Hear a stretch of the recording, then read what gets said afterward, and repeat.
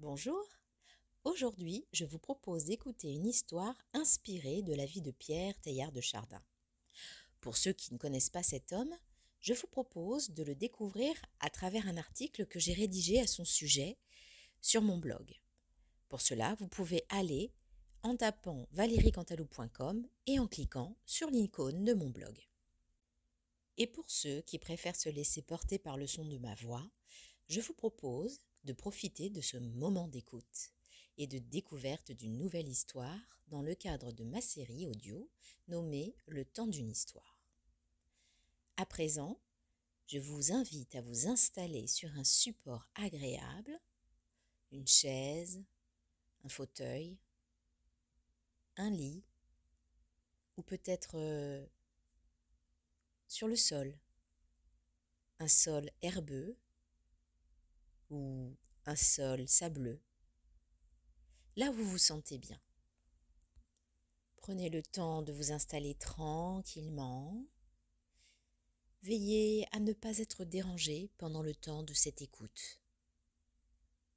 Posez ainsi confortablement, il est temps de laisser vos pensées de côté.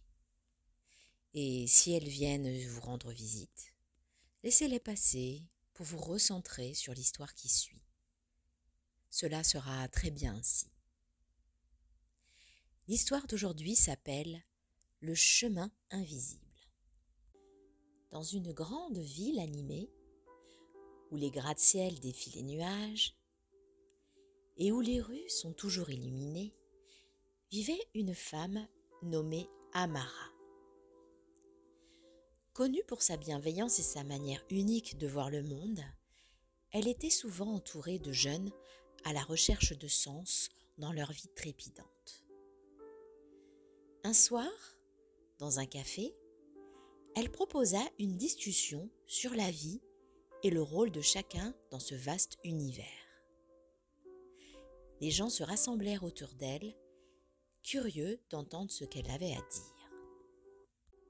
Elle commença par une question simple. Avez-vous déjà ressenti, même au milieu de cette ville bourdonnante, un moment de profonde connexion, un moment où tout vous semble parfaitement juste?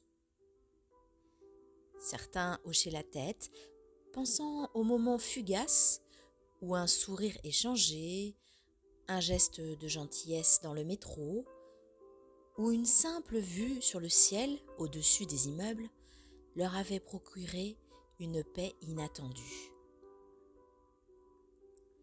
Amara sourit et leur dit « Ces mots-là sont bien plus que des coïncidences.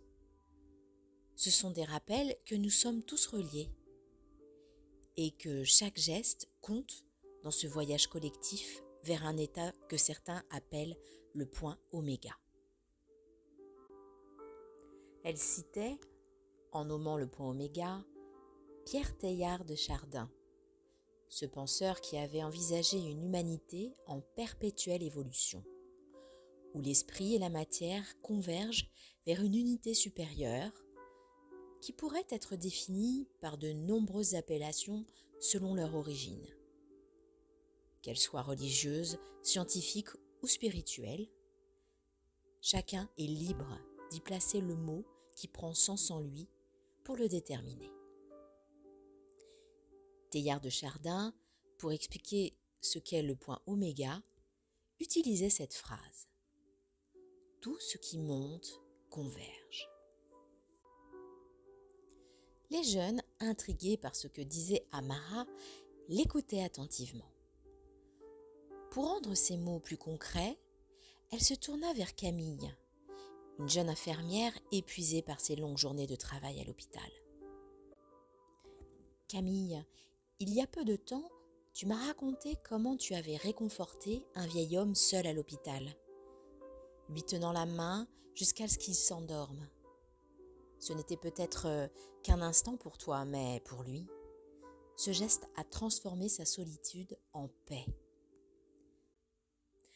Camille acquiesça, se rappelant cet instant et l'impact de ce simple geste. Est-ce que ce genre de moment crée vraiment un lien plus grand demanda-t-elle, touchée par les paroles d'Amara. Oui, répondit-elle. Chaque acte de compassion, même infime, nous rapproche de cet état de justesse et d'unité. C'est ce que Teilhard appelait l'amour universel. Cette force qui transcende les barrières et qui unit chacun de nous. En fait, il disait, l'amour seul est capable de rassembler les êtres de manière telle que chacun se sente au cœur de l'ensemble, lui-même et au-delà de lui-même. Les autres personnes présentes dans le café sentaient leur propre cœur s'ouvrir à cette idée, celle d'un voyage collectif. Amara poursuivait. Nous sommes comme des fils tissés dans une immense toile. Chaque action, chaque sourire, chaque moment d'attention renforce ce lien invisible entre nous. Nos vies, aussi individuelles qu'elles paraissent, font toute partie de ce chemin partagé. Elle raconte alors une anecdote récente. Un homme dans la rue, pressé de rentrer chez lui, s'était arrêté en voyant une femme pleurer sur un banc. Sans trop réfléchir, il lui avait offert un mouchoir et quelques mots de réconfort. Ce geste l'avait bouleversé, car pour la première fois depuis longtemps, il avait senti une connexion réelle avec un autre être humain. Comme si, pour un instant, les murs invisibles de la ville s'étaient effondrés. Amara cita une dernière phrase de Teilhard de Chardin. Nous ne sommes pas des êtres humains vivant une expérience spirituelle. Nous sommes des êtres spirituels vivant une expérience humaine. Les jeunes gens qui aimaient écouter Amara, tant sa pensée était profonde et inspirante, repartirent avec cette phrase en tête, touchés par la simplicité de ses mots et la profondeur de leur sens. Malgré le tumulte de la ville qui ne laisse que peu de place à la connexion sincère entre ceux qui y résident, ils se rendaient compte que l'intérêt qu'ils pourraient porter lors de chaque interaction, de chaque rencontre, de chaque acte de bienveillance faisait partie d'un voyage collectif vers quelque chose de plus vaste. Amara les avait aidés à percevoir la justesse cachée dans leur vie quotidienne et l'importance de chaque instant partagé. Et vous, chers auditeurs et chères auditrices, comment pensez-vous pouvoir ressentir ce merveilleux sentiment de connexion universelle ? Comment vous y prendriez-vous pour le faire grandir encore et encore, pour atteindre le point oméga ? Il faut le vivre pour le découvrir. Alors, je